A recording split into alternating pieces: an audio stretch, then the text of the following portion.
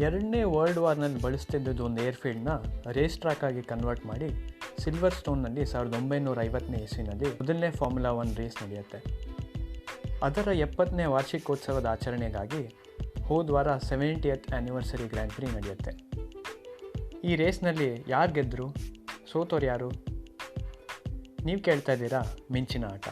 ಇದು ಕನ್ನಡದ ಏಕೈಕ ಫಾರ್ಮುಲಾ 1 ಪಾಡ್ಕಾಸ್ಟ್.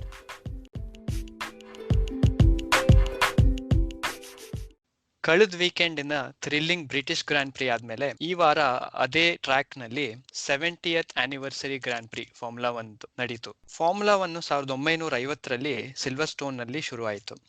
ಸೊ ಅದನ್ನ ಸೆಲೆಬ್ರೇಟ್ ಮಾಡೋದಕ್ಕೋಸ್ಕರ ಈ ವಾರ FIAನವರು 70th ಆ್ಯನಿವರ್ಸರಿ ಗ್ರ್ಯಾಂಡ್ ಪ್ರಿ ಮಾಡಿದ್ರು. ಬ್ರಿಟಿಷ್ ಗ್ರ್ಯಾಂಡ್ ಪ್ರಿ ರೇಸ್ ಅಷ್ಟು ಥ್ರಿಲ್ಸ್ ಇಲ್ಲದೆ ಇರ್ಬೋದು, ಆ ಕ್ಲೈಮ್ಯಾಕ್ಸ್ ನಲ್ಲಿ ಒಂದ್ 2-3 ಲ್ಯಾಪ್ ನಲ್ಲಿ ಇದ್ದಿದ್ದಷ್ಟು ಎಕ್ಸೈಟ್ಮೆಂಟ್ ಈ ರೇಸ್ ನಲ್ಲಿ ಸಿಗದೇ ಇದ್ರು ಕೂಡ ತುಂಬಾ ಟಾಕಿಂಗ್ ಪಾಯಿಂಟ್ಸ್ ಇದೆ. ಅದೆಲ್ಲದರ ಬಗ್ಗೆ ನಾನು ಮಾತಾಡ್ತೀನಿ. ನನ್ನ ಜೊತೆ ಸಂತೋಷ್ ಇದ್ದಾನೆ. Santosh, welcome to the show. ನಮಸ್ಕಾರ ಸುಹಾಸ್. ರೇಸ್ ವೀಕೆಂಡ್ ಶುರು ಆಗಕ್ಕಿಂತ ಮುಂಚೆನೆ ರೇಸ್ ಹೊರಗಡೆ ಅಂದ್ರೆ ಟ್ರ್ಯಾಕ್ ಹೊರಗಡೆ ಇದ್ದ ಡೆವಲಪ್ಮೆಂಟ್ಸ್ ಸಾಕಷ್ಟಿತ್ತು. ನಿಮಗೆ ನೆನಪಿರ್ಬೋದು, ರೆನೋ ಟೀಮ್ನವರು ರೇಸಿಂಗ್ ಪಾಯಿಂಟ್ ಮೇಲೆ ಒಂದು ಕೇಸ್ ಹಾಕಿದ್ರು. ಈ ಕಾರು ಲೀಗಲ್ ಅಲ್ಲ, ಮರ್ಸಿಡೀಸ್ ಹೋದ ವರ್ಷದ ಕಾರನ್ನ ಕಾಪಿ ಮಾಡಿದ್ದಾರೆ ಅಂತ. ಇದಕ್ಕೆ ಕೆಲವೊಂದು ಸ್ಪೆಸಿಫಿಕ್ ಎವಿಡೆನ್ಸಸ್ನ ಸಬ್ಮಿಟ್ ಮಾಡಿದ್ರು. ಆ ಒಂದು ಕೇಸ್ದು ವರ್ಡಿಕ್ಟು 70th ಆ್ಯನಿವರ್ಸರಿ ಗ್ರ್ಯಾಂಡ್ ಪ್ರಿ ಮುಂಚೆ ರಿಲೀಸ್ ಮಾಡಿದ್ರು. ಸೊ ವರ್ಡಿಕ್ಟ್ ಏನ್ ಬಂತು ಅಂತ ಹೇಳಿದ್ರೆ, ರೇಸಿಂಗ್ ಪಾಯಿಂಟ್ಗೆ ಆ ಸ್ಟಿರಿಯನ್ ಗ್ರ್ಯಾಂಡ್ ಪ್ರಿ ನಲ್ಲಿ ಸಿಕ್ಕಿರೋ ಪಾಯಿಂಟ್ಸು ಒಂದೊಂದು ಕಾರ್ಗೂ 7.5 ಪಾಯಿಂಟ್ ಲೆಕ್ಕದಲ್ಲಿ ಕನ್ಸ್ಟ್ರಕ್ಟರ್ಸ್ ಚಾಂಪಿಯನ್ಶಿಪ್ ಇಂದ ಕಳಿಬೇಕು ಅಂತ ಒಂದು ವರ್ಡಿಕ್ಟ್ ಬಂತು. ಅದ್ರ ಜೊತೆಗೆ 400,000 ಯೂರೋ ಫೈನ್ ಹಾಕ್ಲಾಯ್ತು. ಸ್ಟಿರಿಯನ್ ಗ್ರ್ಯಾಂಡ್ ಪ್ರಿ ಪಾಯಿಂಟ್ಸ್ ತೆಗೆಯೋದ್ರ ಜೊತೆಗೆ ಮಿಕ್ಕಿದ್ದ 2 ಗ್ರ್ಯಾಂಡ್ ಪ್ರಿ ಅದಾದ್ಮೇಲೆ ಆಗಿದ್ದು ಹಂಗೇರಿಯನ್ ಗ್ರ್ಯಾಂಡ್ ಪ್ರಿ ಮತ್ತೆ ಬ್ರಿಟಿಷ್ ಗ್ರ್ಯಾಂಡ್ ಪ್ರಿ, ಇವೆರಡಕ್ಕೂ ಒಂದು ರಿಪ್ರಿಮ್ಯಾಂಡ್ ಕೊಟ್ರು. ಗ್ರಿಡ್ ನಲ್ಲಿರೋ ಬೇರೆ ಒಂದಿಷ್ಟು ಟೀಮ್ಸ್ಗೆ ಅಸಮಾಧಾನ ಉಂಟಾಯ್ತು ಇದರಿಂದ. ರೆನೋನವರು ಅವರೇ ಪ್ರೊಟೆಸ್ಟ್ ನ ಫೈಲ್ ಮಾಡಿದವರು ಈ ಪನಿಷ್ಮೆಂಟ್ ಸಾಲ್ದು, ಇದ್ರ ಸಿವಿಯಾರಿಟಿ ಸಾಲ್ದು ಅಂತ ಅವರು ಗಲಾಟೆ ಮಾಡಿದ್ರು.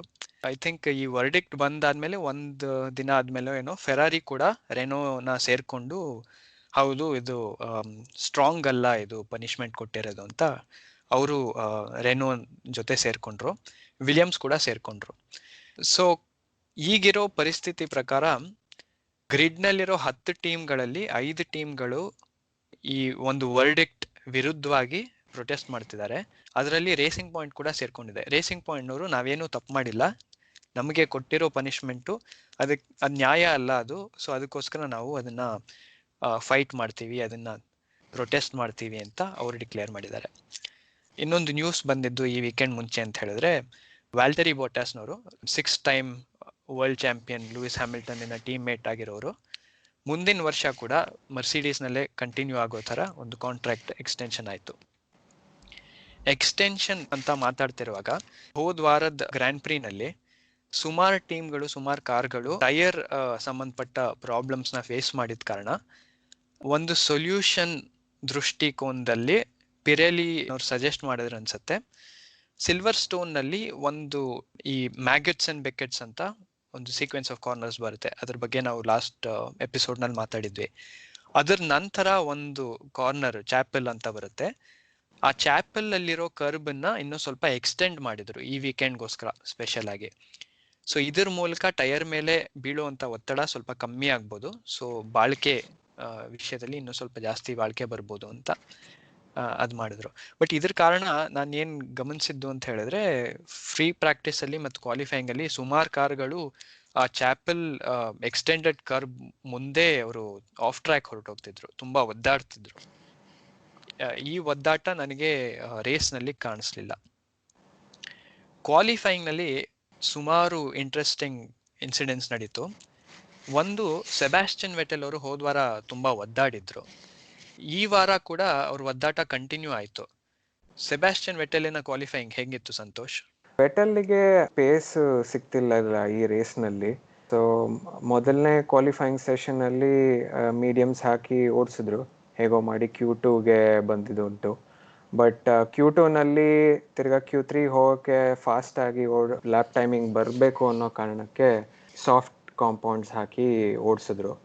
ಬಟ್ ಅನ್ಫಾರ್ಚುನೇಟ್ಲಿ ಅವ್ರಿಗೆ ಆ ಪೇಸ್ ಎಲ್ಲಿ ಕಳೆದೋಗಿತ್ತೋ ಗೊತ್ತಿಲ್ಲ, Q2 ಪಾರ್ ಮಾಡಲಿಲ್ಲ ಅವರು.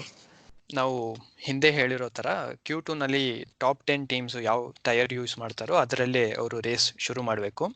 ಈ ಪರ್ಟಿಕ್ಯುಲರ್ ಸೆಗ್ಮೆಂಟ್ನಲ್ಲಿ ತುಂಬ ಫೋಕಸ್ ಬರುತ್ತೆ ಸ್ಟ್ರಾಟಜಿ ಮೇಲೆ. ಬೇರೆ ಎಲ್ಲ ಟೀಮು ಹೆಚ್ಚು ಕಮ್ಮಿ ಮೀಡಿಯಮ್ಸ್ನಲ್ಲಿ ಅವರು Q2 ಫಾಸ್ಟೆಸ್ಟ್ ಲ್ಯಾಪ್ನ ಸೆಟ್ ಮಾಡ್ತಾರೆ. ಬಟ್ ಒಂದೇ ಒಂದು ಟೀಮು ರೆಡ್ ಬುಲ್ಲಿನ ಮ್ಯಾಕ್ಸ್ ವರ್ಸ್ಟಾಪನ್ ಅವರು ಸ್ವಲ್ಪ ಆಲ್ಟರ್ನೇಟಿವ್ ಸ್ಟ್ರಾಟಜಿ ಟ್ರೈ ಮಾಡ್ತಾರೆ. ವರ್ಸ್ಟಾಪನ್ನು ಹಾರ್ಡ್ ಕಾಂಪೌಂಡ್ ಟೈರ್ ಹಾಕ್ಕೊಂಡು ಕ್ವಾಲಿಫೈಯಿಂಗ್ ಆ ಸೆಷನ್ನಲ್ಲಿ ಓಡಿಸ್ತಾರೆ. ಸೊ ಅವರು ಅದೊಂದು ಗ್ಯಾಂಬಲ್ ಅಂತಲೇ ಹೇಳಬೇಕು, ಯಾಕಂದರೆ ಕ್ವಾಲಿಫೈಯಿಂಗ್ನಲ್ಲಿ ಫಾಸ್ಟೆಸ್ಟ್ ಲ್ಯಾಪ್ ಸೆಟ್ ಮಾಡೋಕ್ಕೆ ಪ್ರಯತ್ನ ಪಡ್ತಿರ್ತಾರೆ ಎಲ್ಲ ಡ್ರೈವರ್ಸು, ಒಂದು ಸೆಷನಿಂದ ಇನ್ನೊಂದು ಸೆಷನ್ನಿಗೆ ಅಡ್ವಾನ್ಸ್ ಆಗೋದಕ್ಕೆ. That could have gone the other way also. Verstappen ಅವರು ಆಲ್ಮೋಸ್ಟ್ ಟೂನಲ್ಲೇ ಅವ್ರಿಗೆ ಇದಾಗ್ಬೋದಾಗಿತ್ತು. ಸೆಬಾಸ್ಟಿಯನ್ ವೆಟಲ್ದು ಪೇಸ್ ಕೂಡ ಇರಲಿಲ್ಲ. And I think Norris McLaren ಅವರು ಅಷ್ಟೊಂದು ಫಾಸ್ಟ್ ಆಗಿರಲಿಲ್ಲ. ಸೊ ಅದರಿಂದ ವರ್ಸ್ಟಾಪನ್ ಅವರು ಹೇಗೋ ಮಾಡಿ Q3ಗೆ ಬಂದು ಕ್ವಾಲಿಫೈ ಆದರು. ಹೌದು, ಅದೇ ಒಂದು ರಿಸ್ಕ್ ಆಗಿತ್ತು. Correct.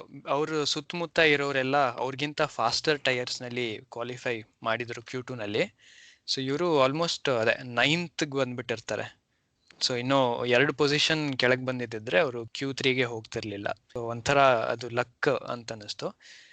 But I think red ಬುಲ್ದು ಅದು ಯಾವಾಗಲೂ ಒಂದು ಮೈಂಡ್ ಸೆಟ್ ಇತ್ತು ಅಂತ ಅನ್ಸುತ್ತೆ. ನಮಗೆ ಮರ್ಸಿಡೀಸ್ ಅಷ್ಟು 1 ಲ್ಯಾಪ್ ಪೇಸ್ ಇಲ್ಲ. ಆ್ಯಂಡ್ ಎಸ್ಪೆಷಲಿ ಕ್ವಾಲಿಫೈಯಿಂಗ್ನಲ್ಲಿ ಅವ್ರ ಪಾರ್ಟಿ ಮೋಡ್ ಯಾಕೋ ಈ ಸೀಸನ್ನಲ್ಲಿ ತುಂಬ ಜನ ಅದ್ರ ಬಗ್ಗೆ ಮಾತಾಡ್ತಿಲ್ಲ. ಬಟ್ ಆ ಪಾರ್ಟಿ ಮೋಡ್ ಅನ್ನೋದು ಇರುತ್ತೆ. ಸೊ ಅದನ್ನ ನಾವು ರೆಡ್ ಬುಲ್ ಹೋಂಡಾನವರು ಮ್ಯಾಚ್ ಮಾಡೋಕ್ಕಾಗಲ್ಲ. ಸೊ ಏನಾದ್ರು ಹೊಸದಾಗಿ ವಿಭಿನ್ನವಾಗಿ ಟ್ರೈ ಮಾಡಬೇಕು ಅಂತ ಹೇಳ್ಬಿಟ್ಟು ಕಳೆದ ರೇಸ್ನಲ್ಲಿ ಬೇರೆ ಮರ್ಸಿಡೀಸ್ಗೆ ಅಷ್ಟೊಂದು ಟೈರ್ ಪ್ರಾಬ್ಲಮ್ಸ್ ಆಗಿದ್ದರಿಂದ ನಾವು ತುಂಬ ಬಾಳಿಕೆ ಬರೋ ಹಾರ್ಡ್ ಟೈರ್ಸ್ನಲ್ಲಿ ಟ್ರೈ ಮಾಡೋಣ ಅಂತ ಹೇಳ್ಬಿಟ್ಟು ಕ್ವಾಲಿಫೈ ಆಗಿದ್ರು ಅನ್ಸುತ್ತೆ. Q3ನಲ್ಲಿ ಆಶ್ಚರ್ಯ ಆಗಿದ್ದೇನಂತ ಹೇಳಿದ್ರೆ ವ್ಯಾಲ್ಟರಿ ಬಾಟಾಸ್ನವರು ಅವ್ರ ಟೀಮ್ ಮೇಟ್ ಲೂಯಿಸ್ ಹ್ಯಾಮಿಲ್ಟನ್ನ ಬೀಟ್ ಮಾಡಿ ಪೋಲ್ ಗಳಿಸ್ತಾರೆ. ಎಲ್ಲರಿಗೂ ಒಂಥರ ಅಚ್ಚರಿ ಹಾಗೂ ಒಂದು ಸಂತೋಷ ತರುವಂಥ ವಿಷಯ ಏನಂತ ಹೇಳಿದ್ರೆ, ಸರ್ಜಿಯೋ ಪೆರೆಸ್ ಬದಲು ನಿಕೋ ಹುಲ್ಕೆನ್ಬರ್ಗ್ ರೇಸಿಂಗ್ ಪಾಯಿಂಟ್ನಲ್ಲಿ ರೇಸ್ ಮಾಡ್ತಿರೋರು ಅವರು 3rd ಕ್ವಾಲಿಫೈ ಆಗ್ತಾರೆ. ವಿತಿನ್ 1 ಸೆಕೆಂಡ್ ಮರ್ಸಿಡೀಸ್ ಪೇಸ್ಗೆ ಕ್ವಾಲಿಫೈ ಆಗ್ತಾರೆ. ಅದು ಮ್ಯಾಕ್ಸ್ ವರ್ಸ್ಟಾಪನ್ಗೂ ಮುಂದೆ ಕ್ವಾಲಿಫೈ ಆಗ್ತಾರೆ.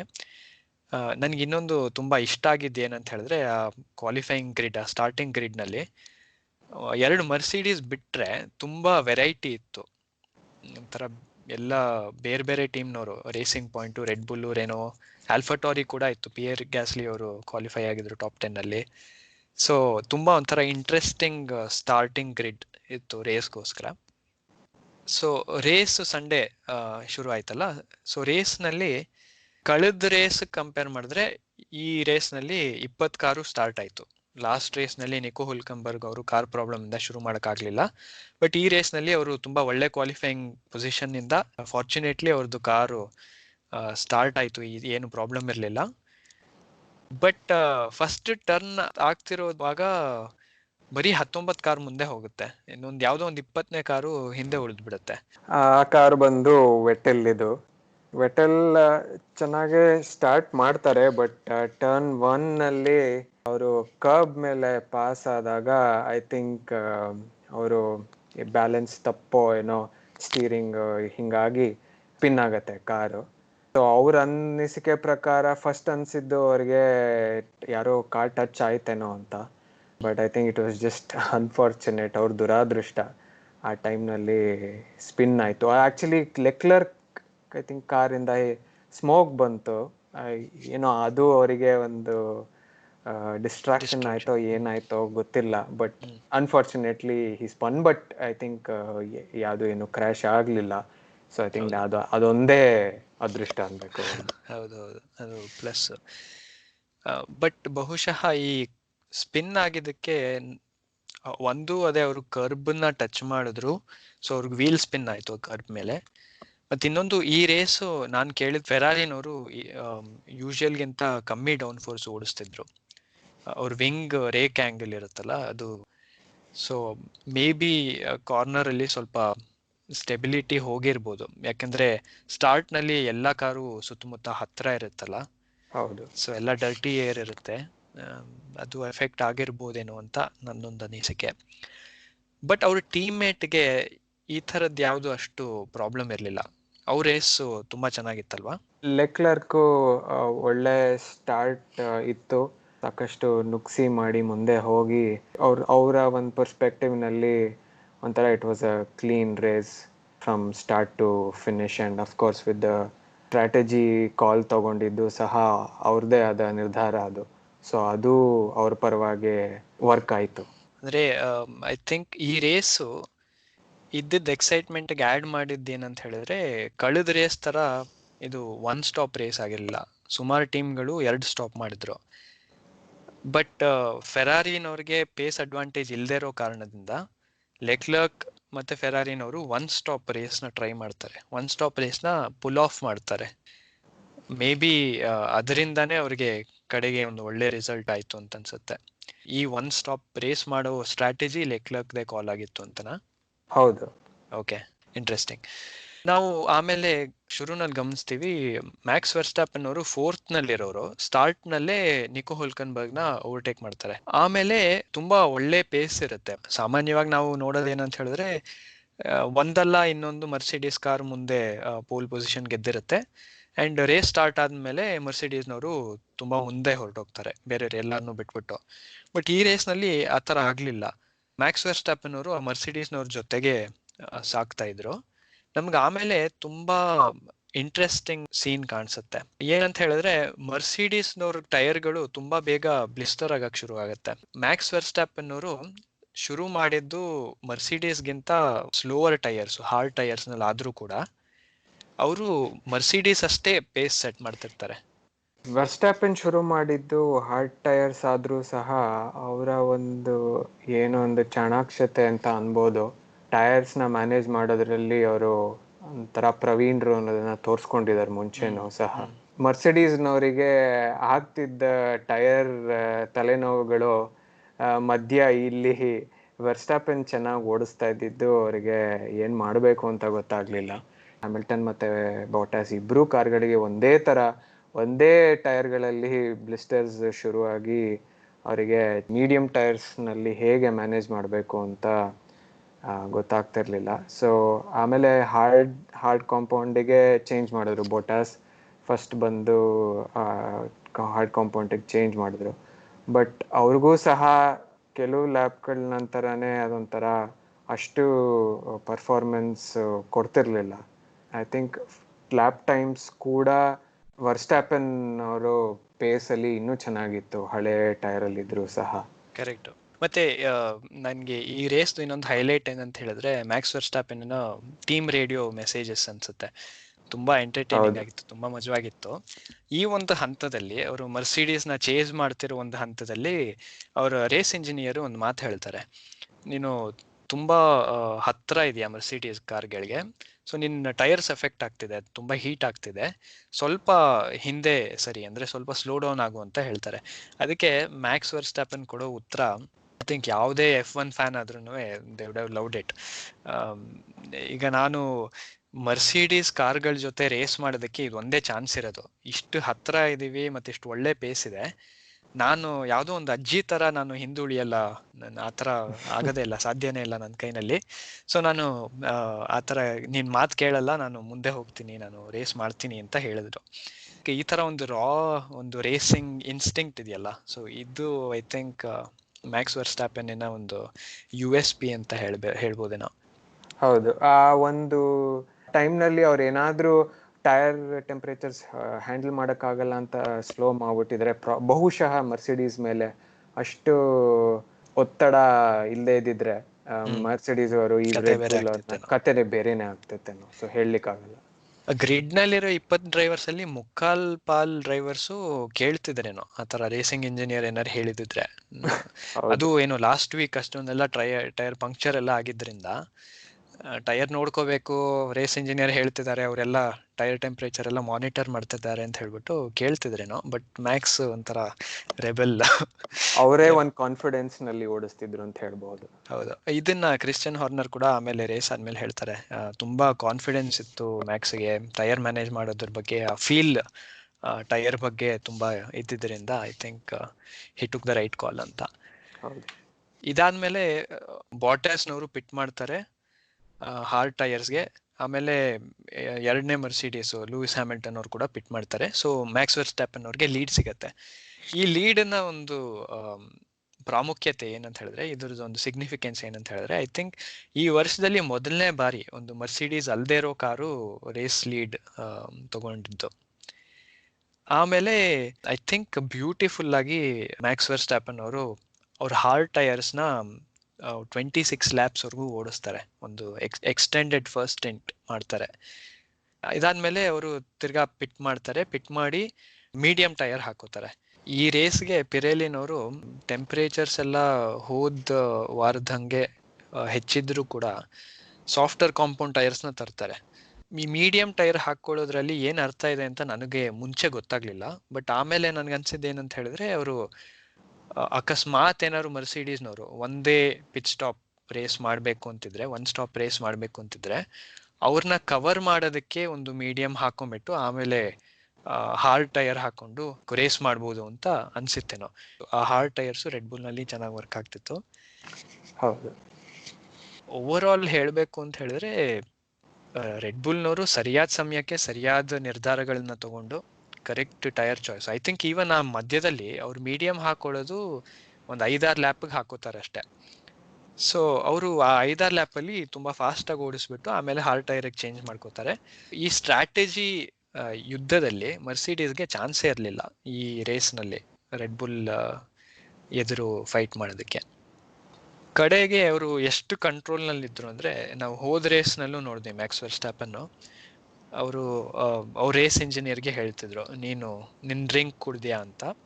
ಈ ರೇಸ್ನಲ್ಲಿ ಇನ್ನೊಂದು ಹೆಜ್ಜೆ ಮುಂದೆನೆ ಹೋಗ್ಬಿಟ್ಟು, ನಿನಗೆ ಈ ಶೆಕೆಯಿಂದ ನಿನಗೆ ಕೈಯೆಲ್ಲ ತುಂಬ ಬೆವರ್ತಾ ಇರಬೇಕು, ನೀನು ಸ್ಯಾನಿಟೈಸರ್ ಯೂಸ್ ಮಾಡೋದು ಮರಿಬೇಡ ಅಂತ ಬೇರೆ ಹೇಳ್ತಾರೆ. ಅದು ಹೇಗಿತ್ತು ನಿನಗೆ ಕೇಳೋದಕ್ಕೆ?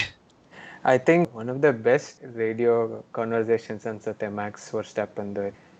ಕಿಮಿದು ಇನ್ನೊಂಥರ ಲೀಗ್ನಲ್ಲಿದೆ, ಬಟ್ ಮ್ಯಾಕ್ಸ್ ವರ್ಸ್ಟ್ಯಾಪನ್ದು ಒಂಥರ ಬಹಳ ಮಜಾ ಕೊಡ್ತಾರೆ. ಒಂಥರ ಯಂಗ್ ಯೂತ್ಫುಲ್ ಎನರ್ಜಿ, ಬಿಸಿ ರಕ್ತ ಹೇಗಿದೆ ಅಂತಂದ್ರೆ ಒಂದೊಂದ್ಸತಿ ಅಷ್ಟೇ ರೋಷದಿಂದನೂ ಕೆಲವೊಂದಿರುತ್ತೆ, ಬಟ್ ಅಷ್ಟೇ ಹಾಸ್ಯನೂ ಇರುತ್ತೆ ಕೆಲವೊಂದ್ಸತಿ. ಆ ಒಂದು ಕಾನ್ಫಿಡೆನ್ಸ್ ಇತ್ತಲ್ಲ ಅವರಿಗೆ ರೇಸ್ನಲ್ಲಿ, ಸೊ ಅದನ್ನ ಒಂದು ಟೀಮಿಗೆ ಪಾಸ್ ಮಾಡ್ತಿದ್ರು ಅಂತ ಅನ್ಬೋದು ಒಂದು ರೀತಿ. ಕರೆಕ್ಟ್. ನನಗೆ ನಂದೊಂದು ಕಾಂಟ್ರವರ್ಸಿಯಲ್ ಒಪಿನಿಯನ್ ಇದೆ. ನನಗೆ ಅವರು ಎಷ್ಟು ಕಂಟ್ರೋಲಲ್ಲಿತ್ತು ಅವ್ರಿಗೆ ರೇಸು ಅಂತ ಹೇಳಿದ್ರೆ, ಐ ಥಿಂಕ್ ಇದೆಲ್ಲ ಒಂದು PR ಸ್ಟಂಟ್ ಆಗಿ ಉಪಯೋಗಿಸಿದ್ರು ಅಂತ ಅನ್ಸುತ್ತೆ, ಈ ಒಂದು ಕೋಟ್ ಹೇಳೋದು ಮಧ್ಯದೆಲ್ಲ. ಯಾಕಂದ್ರೆ ಈಗ ಫಾರ್ಮುಲಾ 1 ಮುಂಚಿಂದಾನು ಮಾಡ್ತಿದೆ, ಒಂದು ಟೀಮ್ ರೇಡಿಯೋ ಪ್ಯಾಕೇಜ್ ಅಂತ ಮಾಡ್ತಾರೆ ಯೂಟ್ಯೂಬ್ನಲ್ಲಿ. ಸೊ ಅದಕ್ಕೆಲ್ಲ ಚೆನ್ನಾಗಿ ಬರ್ಲಿ ಅಂತ ಹೇಳ್ಬಿಟ್ಟು I think this was quite intentional ಅನ್ಸುತ್ತೆ, ಸ್ಕ್ರಿಪ್ಟೆಡ್ ಅನ್ಸುತ್ತೆ. ಬಟ್ ಗೊತ್ತಿಲ್ಲ, ಅವರೇ ಆನ್ಸರ್ ಮಾಡಬೇಕು ಹೌದೋ ಇಲ್ವೋ ಅಂತ. So yeah, totally in control ಇತ್ತು ಅವ್ರ race Max Verstappen. So and Red Bull, even second Red ಬುಲ್ನಲ್ಲಿ ಆಲ್ಬೋನ್ ಕೂಡ ಹಿಂದೆ ಕ್ವಾಲಿಫೈ ಆಗಿದ್ರು, ಒಳ್ಳೊಳ್ಳೆ ಓವರ್ಟೇಕ್ ಮಾಡಿಕೊಂಡು. I think this has become a feature of this season. ಅವರು ಓವರ್ಟೇಕಿಂಗ್ನ ತುಂಬ ಚೆನ್ನಾಗಿ ಮಾಡ್ತಾರೆ. ಈ ರೇಸ್ನಲ್ಲೂ ಒಂದು 2-3 ಕಡೆ ಅವರು ಔಟ್ಸೈಡ್ ಆಫ್ ದ ಟ್ರ್ಯಾಕ್ ಇಂದ ಓವರ್ಟೇಕ್ ಮಾಡಿ ತುಂಬಾ ಒಳ್ಳೆ ಎಂಟರ್ಟೈನ್ಮೆಂಟ್ ಕೊಟ್ರು ನಮಗೆ. ಹೌದು, ಕಿಮಿ ರೈಕನನ್ ಜೊತೆ ಒಂದು ಟರ್ನ್ ಅಲ್ಲಿ ಆಕ್ಚುಲಿ ತೀರಾನೇ ಪಕ್ಕಕ್ಕೆ ಹೋಗ್ತಾರೆ, ಬಟ್ ಐ ಗೆಸ್ ಕಿಮಿ ಅಲ್ಲಿ ಕಾಮೆಂಟೇಟರ್ಸ್ ಹೇಳ್ತಾರೆ ಕಿಮಿ ಮತ್ತೆ ಆಲ್ಬೋನ್ ಇಬ್ರು ಒಬ್ರಿಗೊಬ್ರು ರೆಸ್ಪೆಕ್ಟ್ ಕೊಟ್ಕೊಂಡು, ಅಂಡ್ ಆಲ್ಬೋನ್ ಆಮೇಲೆ ಟ್ರ್ಯಾಕಿಗೆ ಬಂದು ಪಾಸ್ ಆಗ್ತಾರೆ. ಅಫ್ಕೋರ್ಸ್ ಅವ್ರ ಕಾರ್ ಫಾಸ್ಟ್ ಆಗಿತ್ತು. ಕೊನೆಗೆ ಅವರು 5th ಫಿನಿಶ್ ಮಾಡ್ತಾರೆ ಆಲ್ಬೋನು. ಸೊ ಆಲ್ಬೋನ್ ಅವರು ಸಾಮಾನ್ಯವಾಗಿ ರೇಸ್ನಲ್ಲಿ ತುಂಬ ಚೆನ್ನಾಗಿ ಪರ್ಫಾರ್ಮ್ ಮಾಡ್ತಾರೆ, ಬಟ್ ಸ್ಯಾಟರ್ಡೆ ಕ್ವಾಲಿಫೈಯಿಂಗ್ನಲ್ಲಿ ಯಾಕೋ ಸ್ವಲ್ಪ ಹಿಂದುಳಿತಾರೆ. Car setup, 1 lap pace, whatever that reason is, ಅವರು ಆ ಕ್ವಾಲಿಫೈಯಿಂಗ್ದು ಸ್ವಲ್ಪ ಕವರ್ ಮಾಡ್ಕೊಂಬಿಟ್ರೆ ಒಳ್ಳೆ ಗ್ರಿಡ್ ಪೊಸಿಷನಲ್ಲಿ ಅವ್ರು ಇನ್ನೇನು ಅಚೀವ್ ಮಾಡ್ಬೋದು. ಮರ್ಸಿಡೀಸ್ನವ್ರಿಗೆ ರೆಡ್ ಬುಲ್ಲಿನ ಸ್ಟ್ರಾಟಜಿಗೆ ಉತ್ತರ ಇರಲಿಲ್ಲ. ತುಂಬ ಕಂಫರ್ಟಬಲ್ ಆಗಿ ಮ್ಯಾಕ್ಸ್ ವರ್ಸ್ಟ್ಯಾಪನ್ ಅವರು ಗೆಲ್ತಾರೆ. 3ನೇ ಪೊಸಿಷನಲ್ಲಿ ಕ್ವಾಲಿಫೈ ಆಗಿದ್ದ ನಿಕೋ ಹುಲ್ಕೆನ್ಬರ್ಗ್, ಅವರು ಇದೊಂದು ಚಾನ್ಸ್ ಸಿಕ್ತು, ಹೋದ ವಾರ ಕಾರ್ ಸ್ಟಾರ್ಟ್ ಆಗಲಿಲ್ಲ, ಈ ವಾರನಾದರೂ ಅವ್ರಿಗೆ ತುಂಬ ಎಲ್ಯೂಸಿವ್ ಆಗಿರೋ ಒಂದು ಪೋಡಿಯಂ ಸಿಗತ್ತಾ ಅಂತ ಎಷ್ಟೋ ಫ್ಯಾನ್ಸ್ದು ನಿರೀಕ್ಷೆ ಆಗಿತ್ತು. ಬಟ್ ಅವ್ರಿಗೆ ಆ ಪೋಡಿಯಂನ ಗಳಿಸ್ಕೊಳಕ್ ಸಾಧ್ಯ ಆಗ್ಲಿಲ್ಲ. ಅವರು ಸ್ಟಾರ್ಟಿಂಗ್ ಇಂದ ನೋಡಿದ್ರೆ ಅಫ್ಕೋರ್ಸ್ ವರ್ಸ್ಟಾಪನ್ ಅವ್ರ ಬೇರೆನೆ ಒಂದು ಲೆವೆಲಲ್ಲಿ ಇದ್ರು ಅಂತ ಹೇಳಿದ್ವಿ. ನಿಕೋ ಹಲ್ಕನ್ಬರ್ಗ್ ಅವರು 2 ಸ್ಟಾಪ್ ಸ್ಟ್ರಾಟಜಿ ಇಟ್ಕೊಂಡೇ ತಲೆಯಲ್ಲಿ ರೇಸನ್ನ ಶುರು ಮಾಡಿದ್ದು ಉಂಟು ಅನ್ಸುತ್ತೆ. ಬಟ್ ಸೆಕೆಂಡ್ ಸ್ಟಿಂಟ್ನಲ್ಲಿ ಅವರಿಗೆ ಟೈರ್ಸ್ ಮ್ಯಾನೇಜ್ ಮಾಡೋದು ಸ್ವಲ್ಪ ಕಷ್ಟ ಆಯಿತು. ಆ್ಯಂಡ್ ವೈಬ್ರೇಷನ್ಸು ಇದ್ದಿದ್ದರಿಂದ ಅವರು ಪಿಟ್ ಮಾಡಿ ಸಾಫ್ಟ್ ಟೈರ್ಸಿಗೆ ಚೇಂಜ್ ಮಾಡಿಕೊಂಡ್ರು. ಸೊ ದ್ಯಾಟ್ ಫಿನಿಶ್ ಅಟ್ಲೀಸ್ಟ್ ಆಗಬೇಕು ರೇಸ್ನಲ್ಲಿ ಪ್ರಾಪರ್ ಆಗಿ ಅಂತ. ಪಾಪ ಕಡೆಗೆ ಅವ್ರಿಗೆ ಐ ಥಿಂಕ್ ಈ ವೈಬ್ರೇಷನ್ ಎಲ್ಲ ಪ್ರಾಬ್ಲಮ್ ಇದ್ದ ಕಾರಣ ಅವ್ರ ಟೀಮ್ಮೇಟ್ ಲ್ಯಾನ್ಸ್ ಸ್ಟ್ರಾಲ್ನವರು ಅವ್ರನ್ನ ಓವರ್ಟೇಕ್ ಮಾಡಿಬಿಟ್ಟು I think he finishes one position head, ಅದು 6th ಅನ್ಸತ್ತೆ. ಹೌದು. ಈ ರೇಸ್ನಲ್ಲಿ 2 ಸ್ಟಾಪ್ ಇದ್ದಿದ್ದ ಕಾರಣ ತುಂಬ ಸ್ಟ್ರಾಟಜಿ ಸೆನ್ಸಿಟಿವ್ ಆಗಿತ್ತು. ಜೆನ್ಸನ್ ಬಟನ್ ಒಂದು ಮಾತು ಹೇಳ್ತಾರೆ ರೇಸ್ ಆದ್ಮೇಲೆ, ಇದೇ ಯೋಚನೆ ನನಗೂ ಬಂದಿತ್ತು ರೇಸ್ ನೋಡ್ತಿರುವಾಗ. ಯಾರು ಯಾವ ಪೊಸಿಷನಲ್ಲಿ ಇದ್ದಾರೆ, ಹೆಂಗೆ ಚೇಂಜ್ ಆಗ್ತಿದೆ ಅಂತ ಒಂಥರ ಲೆಕ್ಕ ಇಡೋದಕ್ಕೆ ಕಷ್ಟ ಆಗಿತ್ತು. ತುಂಬಾ ಬದಲಾವಣೆ ಆಗ್ತಿತ್ತು. ಅವರು ಪಿಟ್ ಸ್ಟಾಪ್ ಮಾಡ್ತಿದ್ರು, ಇನ್ನೊಬ್ರು ಮುಂದಕ್ಕೆ ಹೋಗ್ತಿದ್ರು. ಸೊ ಲಾಟ್ಸ್ ಆಫ್ ಚೇಂಜಸ್ ಆಗ್ತಿತ್ತು. ಅದು I think it made for exciting viewing. ನೋಡೋಕ್ಕೆ ತುಂಬ ಮಜವಾಗಿತ್ತು. ಎಷ್ಟು ಚೇಂಜಸ್ ಆಯಿತು ಅಂತ ಹೇಳಿದ್ರೆ ಆ್ಯಂಡ್ ಸ್ಟ್ರಾಟಜಿ ಮೇಲೆ ಎಷ್ಟು ಒತ್ತಿತ್ತು ಅಂತ ಹೇಳಿದ್ರೆ, ಎರಡೆರಡು ಡ್ರೈವರ್ ಟಾಪ್ 10 ಅವರು ಯಾವ ಪೊಸಿಷನಲ್ಲಿ ಕ್ವಾಲಿಫೈ ಮಾಡಿದ್ರು ಅದೇ ಪೊಸಿಷನಲ್ಲಿ ಎಂಡ್ ಮಾಡಿದ್ರು. ಐ ಥಿಂಕ್ ಹ್ಯಾಮಿಲ್ಟನ್ ಅವರು ಅದೇ ಸೆಕೆಂಡ್ ಕ್ವಾಲಿಫೈ ಮಾಡಿ ಸೆಕೆಂಡ್ ಫಿನಿಶ್ ಮಾಡಿದ್ರು. ಅವ್ರು ಬಿಟ್ಟರೆ ಲ್ಯಾನ್ಸ್ ಸ್ಟ್ರಾಲು ಅವರು 6th ಕ್ವಾಲಿಫೈ ಆಗಿಬಿಟ್ಟು 6th ಫಿನಿಶ್ ಮಾಡಿದ್ರು. ಇವ್ರು ಬಿಟ್ಟು ಮಿಕ್ಕಿದೆಲ್ಲ ಪೊಸಿಷನ್ಸಲ್ಲೂ ಚೇಂಜ್ ಇತ್ತು. ಕಳೆದ ರೇಸ್ನಲ್ಲಿ ಆಗಿದ್ದ ಥರ ಈ ರೇಸ್ನಲ್ಲಿ ಯಾರಿಗೂ ಅಂಥ ಟೈರ್ ಟ್ರಬಲ್ ಏನಾಗಲಿಲ್ಲ. ಒಂದೇ ಒಂದು ಕಾರು ಫಿನಿಶ್ ಮಾಡಲಿಲ್ಲ. ಹೌದು, ಮ್ಯಾಗ್ನಸನ್ ಅವರು ಕಳೆದ ರೇಸ್ನಲ್ಲಿ ಆಗಿದ್ದ ಇನ್ಸಿಡೆಂಟ್ ಆಲ್ಬಾನ್ ಜೊತೆ ಅವ್ರಿಗೆ ಈ ಒಂದು ವಾರದ ಟೈಮ್ನಲ್ಲಿ ಟೀಮ್ನವರು ರಿಪ್ಲೇಸ್ ಮಾಡೋಕ್ಕಾಗಲಿಲ್ಲ. ಸೊ ಅವರು ಅದೇ ಹಳೆ ಫ್ಲೋರು ಇದನ್ನೇ ಉಪಯೋಗಿಸ್ಕೊಂಡು ಮಾಡಿದ್ರು. ಅವ್ರಿಗೆ ಎಂಡಲ್ಲಿ ವೈಬ್ರೇಷನ್ಸ್ ತುಂಬಾ ಜಾಸ್ತಿ ಆಯಿತು. ಸೊ ಟೀಮ್ನವರು ಚಾಸಿ ಪ್ರೊಟೆಕ್ಟ್ ಮಾಡಬೇಕು ಅಂತ ಅವ್ರನ್ನ ರಿಟೈರ್ ಮಾಡಿಸಿದ್ರು ರೇಸ್.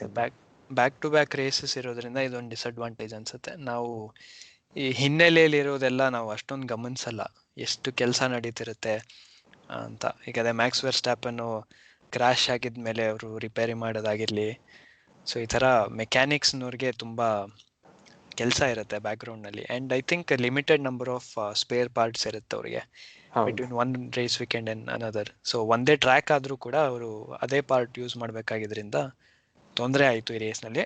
ಅವರೊಬ್ಬರೇ ರಿಟೈರ್ ಆಗಿದ್ದು ಈ ರೇಸ್ನಲ್ಲಿ.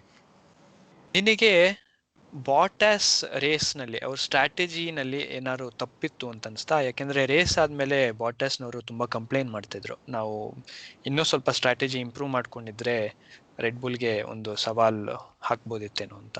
ನಿನಗೇನು ಅನಿಸುತ್ತೆ? ಐ ಥಿಂಕ್ ಟೋಟೋ ವುಲ್ಫ್ ಹೇಳಿದ್ದನ್ನು ಕನ್ಸಿಡರ್ ಮಾಡಿ ಕಾರು ಸ್ವಲ್ಪ ಸ್ಲೋ ಇತ್ತು ಅಂತ ಹೇಳ್ತಾರೆ ಟೋಟೋ ವುಲ್ಫ್ ಆಮೇಲೆ.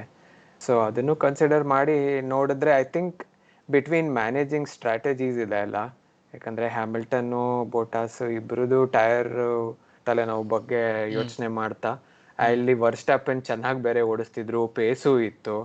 ಐ ಥಿಂಕ್ ಅದು ಎರಡರ ಮಧ್ಯ ಜನರಲಿ ಇಂಥ ಟೀಮ್ಗಳು ಸ್ಟ್ರಾಟಜೀಸ್ ಎಲ್ಲ ಸಿಕ್ಕಾಬಟ್ಟೆ ಯೋಚನೆ ಮಾಡೇ ತಗೊಳ್ತಾರೆ. ಬಟ್ ಪ್ರಾಬಬ್ಲಿ ಮತ್ತೊಂದು ದಿವಸ ಬೆನಿಫಿಷಿಯಲ್ ಆಗಿ ಕಾಲ್ ತಗೊಳ್ತಿದ್ರೇನೋ, ಐ ಮೀನ್ ಬೆನಿಫಿಷಿಯಲ್ ಆಗಿ ಆಗ್ತಿತ್ತೇನೋ ತಗೊಂಡಿದ್ದ ಕಾಲು. ಬಟ್ ನನ್ನ ಪ್ರಕಾರ ಹ್ಯೂಮನ್ ಎರರ್ ಅಂತ ಹೇಳಬಹುದು. ಅದೇ ಅದು ಕಳೆದ ರೇಸ್ನಲ್ಲಿ ಆಗಿದ್ದ ಘಟನೆಗಳೆಲ್ಲ ನೋಡಿ ಇವರು ಸ್ವಲ್ಪ ಕನ್ಸರ್ವೇಟಿವ್ ಆಗಿ ಸ್ಟ್ರಾಟಜಿ ತಗೊಂಡ್ರೇನೋ. ಪಂಕ್ಚರ್ ಎಲ್ಲ ಆಗಿತ್ತಲ್ಲ, 2 ಕಾರು ಪಂಕ್ಚರ್ ಆಗಿದ್ರಿಂದ ಐ ಥಿಂಕ್ ದೇವರ್ ಕಾಶಿಯಸ್. ಐ ಥಿಂಕ್ ಒಂದು ಸ್ಟೇಜ್ನಲ್ಲಿ ಲೂಯಿಸ್ ಹ್ಯಾಮಿಲ್ಟನ್ ಕೂಡ ಅನುಮಾನದಿಂದ ಕೇಳ್ತಾರೆ ಅವ್ರು ರೇಸ್ ಇಂಜಿನಿಯರ್ಗೆ, ಪರವಾಗಿಲ್ವಾ, ಪ್ರೊಲಾಂಗ್ ಮಾಡ್ಬೋದಾ ಮಧ್ಯದಲ್ಲಿ ಇದ್ದಿದ್ದ ಸ್ಟೆಂಟ್ನಲ್ಲಿ, ಇದೇ ಇದು ಟೈರ್ಸ್ನಲ್ಲಿ ಇನ್ನೂ ಸ್ವಲ್ಪ ಮುಂದಕ್ಕೆ ಹೋಗ್ಬೋದಾ, ಪರವಾಗಿಲ್ವಾ ಅಂತ. ಸೊ ಅವ್ರಿಗೆ ಡೆಫಿನೆಟ್ಲಿ ಐ ಥಿಂಕ್ ಸ್ವಲ್ಪ ಡಿಫೆನ್ಸಿವ್ ಆಗಿದ್ರು ಅಂತ ಅನ್ಸುತ್ತೆ. ಒಂದು ನಂಬಿಕೆ ಇದೆ ಮರ್ಸಿಡೀಸ್ನವರು ಟೆಂಪ್ರೇಚರ್ ಜಾಸ್ತಿ ಆಗ್ತಿದ್ದಂಗೆ ಒದ್ದಾಡ್ತಾರೆ ಅಂತ. ಸೊ ಆ ಒದ್ದಾಟ ಈ ರೇಸ್ನಲ್ಲೂ ನಮಗೆ ಕಾಣಿಸ್ತು. ಇದು ರೆಡ್ ಬುಲ್ಗೆ ಒಂದು ಒಳ್ಳೆ ಸುದ್ದಿ ಅಂತ ಅನ್ಕೊಂಡಿದೀವಿ. ರೆಡ್ ಬುಲ್ಗೆ ಅಷ್ಟೇ ಅಲ್ಲ, ಐ ಥಿಂಕ್ ಈ ಕನ್ಸ್ಟ್ರಕ್ಟರ್ಸ್ ಚಾಂಪಿಯನ್ಶಿಪ್ ಅಥವಾ ಡ್ರೈವರ್ಸ್ ಚಾಂಪಿಯನ್ಶಿಪ್ ದೃಷ್ಟಿಯಿಂದ ನೋಡಿದ್ರೆ ಈ ವರ್ಷಕ್ಕೆ ಐ ಥಿಂಕ್ ಒಂದು ಒಳ್ಳೆ ಸುದ್ದಿ. ಮರ್ಸಿಡೀಸ್ನವರು ಈ ಥರ ಟೆಂಪ್ರೇಚರ್ ಜಾಸ್ತಿ ಇದ್ದಾಗ ಒದ್ದಾಡಿದ್ರೆ ರೆಡ್ ಬುಲ್ನವರು ಬಂದು ಗೆಲುವು ತಗೊಳ್ಳೋಕೆ ಒಂದು ಚಾನ್ಸ್ ಇದೆ, ಅವ್ರಿಗೆ ಸಾಮರ್ಥ್ಯ ಇದೆ ಅಂತ. ಸೊ ಇದ್ರ ಬಗ್ಗೆ ನಿನಗೇನು ಅನ್ಸುತ್ತೆ? ಈಗ ಮುಂದಿನ ರೇಸ್ ಬಗ್ಗೆ ಯೋಚನೆ ಮಾಡಬೇಕು ಅಂದರೆ ಬಾರ್ಸಲೋನಾಲಲ್ಲೂ ತುಂಬ ಹೈ ಟೆಂಪರೇಚರ್ಸ್ ಇದೆ ಅಂತ ಹೇಳ್ತಿದ್ದಾರೆ. ಹೌದು, ಆಕ್ಚುಲಿ ಒಂದು ಪಾಯಿಂಟ್ ಆ್ಯಡ್ ಮಾಡಬೇಕು ಅಂದರೆ, ಒಂದು ರೇಡಿಯೋ ಮೆಸೇಜ್ನಲ್ಲಿ ಹ್ಯಾಮಿಲ್ಟನ್ ಅವ್ರು ಕೇಳ್ತಾರೆ ಅವ್ರ ಇಂಜಿನಿಯರ್ ಹತ್ರ, ವರ್ಸ್ಟಾಪನ್ ಟೈರ್ನಲ್ಲಿ ಏನು ಕಡಿಮೆ ಗಾಳಿ ಇದೆಯಾ, ಕಡಿಮೆ ಪ್ರೆಷರ್ ಇದೆಯಾ ಅಂತ. So I think given that ಅವ್ರಿಗೆ ಅರ್ಥ ಆಗ್ತಿರ್ಲಿಲ್ಲ ಹೇಗೆ ಅಷ್ಟು ಸ್ಪೇಸ್ ಇದೆ, ಚೆನ್ನಾಗಿದೆ ವರ್ಸ್ಟಾಪನ್ಗೆ ಅಂತ. ಸೊ ಐ ಥಿಂಕ್ ನೆಕ್ಸ್ಟ್ ವೀಕೆಂಡ್ನಲ್ಲೂ ಇದೇ ಥರ ಹಾಟರ್ ಕಂಡೀಷನ್ಸ್ ಇದ್ರೆ ಡೆಫಿನೆಟ್ಲಿ ಚಾಲೆಂಜ್ ಇದೆ. ಐ ಥಿಂಕ್ ಟೋಟೋ ವುಲ್ಫ್ಗೆ ಗೊತ್ತಿದೆ, ಮರ್ಸಿಡೀಸ್ ಮೆಕ್ಯಾನಿಕ್ಸ್ ಆಲ್ರೆಡಿ ಕೂತಿರ್ತಾರೆ ಕೆಲಸಕ್ಕೆ, ಹೇಗೆ ಮ್ಯಾಕ್ಸಿಮಮ್ ಆಗಿ ಪ್ರಿಪೇರ್ ಮಾಡೋದು ಕಾರನ್ನು ಅಂತ. So I think hotter conditions ಇದೇ ಸಾಫ್ಟ್ವೇರ್ ಕಾಂಪೌಂಡ್ಸ್ ಇದ್ದು ಹೈಯರ್ ಟೈರ್ ಪ್ರೆಷರ್ಸ್ ಇದ್ದರೆ ಐ ಥಿಂಕ್ ಮರ್ಸಿಡೀಸ್ ಒಂದು ಆ ಪರ್ಟಿಕ್ಯುಲರ್ ಇದಕ್ಕೆ ಕಂಡೀಷನ್ಸ್ಗೆ ಸೆಟಪ್ ಮಾಡದೇ ಇದ್ದರೆ ಐ ಥಿಂಕ್ ರೆಡ್ ಬುಲ್ಗೆ ತುಂಬಾ ಚಾನ್ಸಸ್ ಇದೆ ನೆಕ್ಸ್ಟ್ ರೇಸ್ನಲ್ಲೂ ಗೆಲ್ಲೋದಕ್ಕೆ, ಎಸ್ಪೆಷಲಿ ವರ್ಸ್ಟಾಪನ್ ಕಾನ್ಫಿಡೆಂಟ್ ಆಗಿರೋದ್ರಿಂದ. ಒಳ್ಳೆ ಪಾಯಿಂಟ್ ನೀನು ಹೇಳಿದ್ದು. ಟೋಟೋಲ್ನವ್ರು ರೇಸ್ ಆದಮೇಲೆ ಇನ್ನೊಂದು ಮಾತು ಹೇಳ್ತಾರೆ, ಅವರು ತುಂಬ ನೋಟ್ ವರ್ತಿ ಪಾಯಿಂಟ್ ಅದು. ಅವ್ರು ಏನು ಹೇಳೋದಂದರೆ, ನಾವು ಯಾವ ರೇಸ್ನಲ್ಲಿ ಸೋಲ್ತೀವೋ ನಮ್ಮ ಅಪೋನೆಂಟ್ಸು ಅದ್ರ ಬಗ್ಗೆ ಸ್ವಲ್ಪ ಹೆದರಿಕೆ ಇರಬೇಕು ಅವ್ರಿಗೆ. ಯಾಕಂದರೆ ನಾವು ಸುಮ್ಮನೆ ಕೂತ್ಕೊಳ್ಳಲ್ಲ, ನಾವು ಸೋತ್ರೂ ನಾವು will go back to the drawing board and ಎಲ್ಲ ತಿರ್ಗಾ ತಿದ್ದುಪಡಿ ಮಾಡ್ಕೊಳ್ಳೋಕ್ಕೆ ನಾವೆಲ್ಲ ನೋಡ್ಕೋತೀವಿ ಅಂತ. ಲಾಸ್ಟ್ ರೇಸ್ ಅಷ್ಟು ನಮಗೆ ಕ್ಲೈಮ್ಯಾಕ್ಸ್ನಲ್ಲಿ ಆ ಥರ ಎಕ್ಸೈಟ್ಮೆಂಟು ತುಂಬ ಅಪರೂಪ. ಅಷ್ಟಿಲ್ಲದೆ ಇದ್ರು I think this race was overall worthy of ಒಂದು 70th ಆ್ಯನಿವರ್ಸರಿ ಗ್ರ್ಯಾಂಡ್ ಪ್ರಿ ಅಂತ. ಸೊ ನಮ್ಮ ಎಪಿಸೋಡ್ ಮುಗಿಸಿ ನೆಕ್ಸ್ಟ್ ಸ್ಪ್ಯಾನಿಷ್ ಗ್ರ್ಯಾಂಡ್ ಪ್ರಿಗೆ ಕಾಯೋದಕ್ಕೆ ಮುಂಚೆ ನಾವು ಒಂದು 2-3 ಇಂಟ್ರೆಸ್ಟಿಂಗ್ ಟ್ರಿವಿಯಾ ಹೇಳ್ಬಿಟ್ಟು ಮುಗಿಸೋಣ ಅಂತ ಅಂದ್ಕೊಂಡ್ವಿ. ಒಂದು, ಈ ರೇಸ್ ಮೂಲಕ ಮ್ಯಾಕ್ಸ್ ವೆರ್ಸ್ಟ್ಯಾಪನ್ನು ಅವರ ಅಪ್ಪನ ಹಿಂದಿನ ರೆಕಾರ್ಡ್ ಇದನ್ನ ಬೀಟ್ ಮಾಡ್ತಾರೆ. So highest number of starts by any Dutch ಅನ್ನೋ ಒಂದು ರೆಕಾರ್ಡ್ನ ಸೆಟ್ ಮಾಡ್ತಾರೆ. ಅವ್ರ ತಂದೆ ಬಂದು ಜಾಸ್ ವರ್ಸ್ಟ್ಯಾಪನ್ 106 ರೇಸ್ಗಳಲ್ಲಿ ಭಾಗವಹಿಸಿದ್ರು, ಇವರು 107. ಸೊ ಆ ಒಂದು maximum number of race starts by Dutch ಅನ್ನೋ ರೆಕಾರ್ಡ್ ಇದ್ದಿದ್ರಲ್ಲಿ ಒಂದು ತುಂಬಾ ಸ್ಟೈಲ್ ಆಗೇ ಸೆಲೆಬ್ರೇಟ್ ಮಾಡಿದ್ದಾರೆ ಅವರು ರೇಸ್ ಗೆದ್ಬಿಟ್ಟು. ಹೌದು, ಕಿಮಿ ರೈಕನನ್ ಒಂದು ರೆಕಾರ್ಡ್ ಬೀಟ್ ಮಾಡಿದ್ರು ಅಂತ ಕೇಳಿದೆ. ಅದು highest number of laps formula 1ನಲ್ಲಿ ಪಾಸಿಂಗ್ ಶೂಮ್ಯಾಕರ್. ಅದೇ ಒಂದು ಐ ಥಿಂಕ್ ಸುದೀರ್ಘ ಕಾಲ ಕಿಮಿ ರೈಕನನ್ ಅವರು ಫಾರ್ಮುಲಾ 1ನಲ್ಲಿ ಇದ್ದಾರೆ. 2001ನಲ್ಲಿ ಶುರು ಮಾಡಿದ್ದು, 2001-2002ನಲ್ಲಿ. ಸೊ ಹತ್ತತ್ರ 18 ವರ್ಷ ಇದ್ದಾರೆ ಫಾರ್ಮುಲಾ 1 ಸ್ಪೋರ್ಟಲ್ಲಿ. ಐ ಥಿಂಕ್ ಒಳ್ಳೆ ರೆಕಾರ್ಡ್ ಇದು, most number of laps raced formula 1ನಲ್ಲಿ. ಸೊ ಈ ರೆಕಾರ್ಡ್ ಅವರು 70th ಆ್ಯನಿವರ್ಸರಿ ಗ್ರ್ಯಾಂಡ್ ಪ್ರಿನಲ್ಲಿ ಮಾಡಿರೋದು ಅದೊಂಥರ ವಿಶೇಷ. ಆಮೇಲೆ ನಾನು ಇನ್ನೊಂದು ಕಡೆ ಕೇಳ್ಪಟ್ಟೆ ನಾನು, ಇದು ಫಸ್ಟ್ ಫಾರ್ಮುಲಾ 1 ರೇಸು, ಆ ರೇಸ್ನಲ್ಲಿ ಆ ಜಾಗದ ಹೆಸರು ಇಲ್ಲದೆ ಇರೋದಕ್ಕೆ ಫಸ್ಟ್ ರೇಸ್ ಅಂತ. ಅಂದರೆ ಈಗ ಸಾಮಾನ್ಯವಾಗಿ ಬೇರೆ ಎಲ್ಲ ರೇಸ್ನಲ್ಲೂ ಈಗ ಮುಂದಿನ ವಾರ ಸ್ಪ್ಯಾನಿಷ್ ಗ್ರ್ಯಾಂಡ್ ಪ್ರಿ ಇರುತ್ತೆ, ಕಳೆದ ವಾರ ಬ್ರಿಟಿಷ್ ಗ್ರ್ಯಾಂಡ್ ಪ್ರಿ ಆಯಿತು, ಆಸ್ಟ್ರಿಯನ್ ಗ್ರ್ಯಾಂಡ್ ಪ್ರಿ ಆಯಿತು, ಈವನ್ ಅದೇ ಟ್ರ್ಯಾಕ್ನಲ್ಲಿ ಅದ್ರ ಮುಂದಿನ ವಾರ ನಡೆದ ನೆಕ್ಸ್ಟ್ ಗ್ರ್ಯಾಂಡ್ ಪ್ರಿಗೂ ಸ್ಟಿರಿಯನ್ ಗ್ರ್ಯಾಂಡ್ ಪ್ರಿ ಅಂದರೆ ಆ ಜಾಗದ ಹೆಸರೇ ಇಟ್ಟಿದ್ರು. So I think in recent memory at least ಇದು ಏಕೈಕ ಗ್ರ್ಯಾಂಡ್ ಪ್ರಿ ಜಾಗದ ಹೆಸರು ಇಲ್ಲದೆ ಇರೋವಂಥದ್ದು ಅಂತ. ಸೊ ಇದ್ರ ಜೊತೆಗೆ ನಾವು ಈ ಎಪಿಸೋಡ್ನ ಮುಗಿಸ್ತಿದ್ದೀವಿ. ಮುಂದಿನ ವಾರ ಸತತವಾಗಿ 3ನೇ ವಾರ without break Spanish grand prix ನಡೆಯುತ್ತೆ ಸರ್ಕ್ಯೂಟ್ ಡಿ ಬಾರ್ಸೆಲೋನಾ ಕ್ಯಾಟಲೂನಿಯಾನಲ್ಲಿ. ಈ ಟ್ರ್ಯಾಕಿನ ವಿಶೇಷತೆ ಏನಂತ ಹೇಳಿದ್ರೆ, ಪ್ರತಿ ವರ್ಷನೂ ಅಟ್ಲೀಸ್ಟ್ ಇತ್ತೀಚೆಗೆ ಎಲ್ಲ ಟೀಮ್ಸ್ನವರು ಟೆಸ್ಟಿಂಗ್ ಫೆಬ್ರವರಿನಲ್ಲಿ ಮಾಡೋ ಪ್ರೀ ಸೀಸನ್ ಟೆಸ್ಟಿಂಗು ಇದೇ ಟ್ರ್ಯಾಕ್ನಲ್ಲಿ ನಡೆಸೋದು. ಸ್ವಲ್ಪ ಟೆಕ್ನಿಕಲ್ ಟ್ರ್ಯಾಕ್ ಅಂತಾನೆ ಅನ್ಸುತ್ತೆ ಅಲ್ಲ, ಯಾಕೆಂದರೆ ತುಂಬ ಕಾರ್ನರ್ಸು, ಶಿಕೆನ್ಸು ಮತ್ತು ಎಲಿವೇಶನ್ ಚೇಂಜಸ್ ಎಲ್ಲ ಇದೆ. ಸೊ ಅದು ನಮಗೆ ಒಳ್ಳೆ ರೇಸ್ ಕೊಡುತ್ತಾ ಇಲ್ವಾ ಅಂತ ನಾವು ಮುಂದಿನ ವಾರ ಕಾದು ನೋಡಬೇಕಾಗಿದೆ. ಇನ್ನೊಂದು, ಈ 70th ಗ್ರ್ಯಾಂಡ್ ಪ್ರಿದು ವಿಶೇಷತೆ ಏನಂದರೆ, ಫಸ್ಟ್ ರೇಸು ಈ ವರ್ಷ ನಾನ್ ಮರ್ಸಿಡೀಸ್ ಕಾರ್ ಗೆದ್ದಿರೋದು. ಸೊ ಐ ಥಿಂಕ್ ಎಲ್ಲರೂ ಮುಂಚೆನೇ ಅಂದ್ಕೊಂಡ್ಬಿಟ್ಟಿದ್ರು ಅನ್ಸುತ್ತೆ, ಮರ್ಸಿಡೀಸ್ ಬಿಟ್ಟು ಇನ್ಯಾವ ಕಾರು ಗೆಲ್ಲಲ್ಲ ಈ ವರ್ಷ ಅಂತ. ಸೊ ಅದನ್ನ ಮ್ಯಾಕ್ಸ್ ವರ್ಸ್ಟ್ಯಾಪನ್ ಅವರು ರೆಡ್ ಬುಲ್ನವರು ಈ ರೇಸ್ನಲ್ಲಿ ತಪ್ಪಾಗಿ ಪ್ರೂವ್ ಮಾಡಿದ್ದಾರೆ. ಇದ್ರ ಜೊತೆಗೆ ನಾವು ಮುಂದಿನ ವಾರ ಮತ್ತೆ ಭೇಟಿಯಾಗೋಣ. Thank you for joining Santosh. Next Spanish grand ಪ್ರಿನಲ್ಲಿ ಸಿಗೋಣ.